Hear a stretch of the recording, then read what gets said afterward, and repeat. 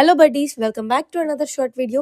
So ఈజీగా సింపుల్గా bachelors కూడా చేసుకున్న విధంగా గుత్తి వంకాయ రెసిపీ అయితే చూసేద్దాం. సో నేను ఫస్ట్ ఇచ్చినట్లు ఈ డిస్క్రిప్షన్లో ఉన్నవన్నీ పేస్ట్ అయితే చేసేసుకొని ఇలాగ వంకాయలోకి పెట్టేయాలన్నమాట. దాని తర్వాత ఒక బాండిల్ పెట్టి ఆయిల్ పోసి దాంట్లో మన మమ్మీ వాళ్ళు కోపం వచ్చినప్పుడు ఎంత చిట్పట్లాడతారో అంత చిట్పట అనేలాగా ఆవాలు ఉద్దిపప్పు, జీలకర్ర కూడా యాడ్ చేసుకొని మొత్తం బాగా చిట్పట్లాడిన తర్వాత మనం ఏదైతే మిక్సీలో పేస్ట్ చేసి పెట్టుకున్నామో ఆ పేస్ట్‌ని మనం ఇక్కడ యాడ్ చేసేసేయాలి. సో అది యాడ్ చేసిన తర్వాత వెంటనే మనం దీంట్లోనే కరివేపాకు కూడా యాడ్ చేసేసి మొత్తం బాగా నీట్‌గా కలపాలి. ఎందుకంటే ఆ పేస్ట్ అంతా పచ్చి వాసన అంతా బాగా పోవాలనమాట.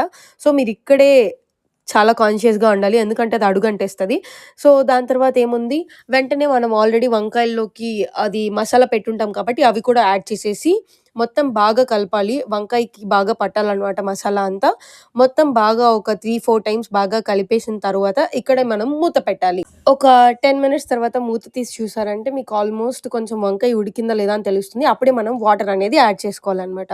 సో మీకెంత కర్రీగా కావాలి అనే దాన్ని బట్టి ఆ కన్సిస్టెన్సీని బట్టి మీరు వాటర్ అనేది యాడ్ చేసుకోండి. సో ఇక్కడ మెయిన్ థింగ్ ఏంటంటే అట్‌లీస్ట్ వంకాయలు కొంచెం మునగాలనమాట. అప్పుడే మనకి ఆ వంకాయ అనేది బాగా కుక్ అవుతుంది. సో వాటర్ అంతా బాగా పోసిన తర్వాత మళ్ళీ ఒకసారి మనం మూత పెట్టాలి. సో ఇక్కడ ఒక 10 మినిట్స్ తర్వాత మళ్ళీ మూత తీశారంటే ఆల్మోస్ట్ ఇప్పుడు మీకు వంకాయ అంతా బాగా ఉడికిపోయి ఉంటుంది. ఇప్పుడే మనము చింతపండు రసం యాడ్ చేసుకోవాలి. తర్వాత మంచిగా కర్రీ అనేది బాగా కుక్ అవ్వాలి. సో మీకు తెలుస్తుంది బాగా కుక్ అయ్యేటప్పుడు. సో అప్పుడు ఒకసారి వంకాయని టెస్ట్ చేయండి బాగా కుక్ అయిందా లేదా అని. అప్పుడే మనం టేస్ట్ చూడాలి.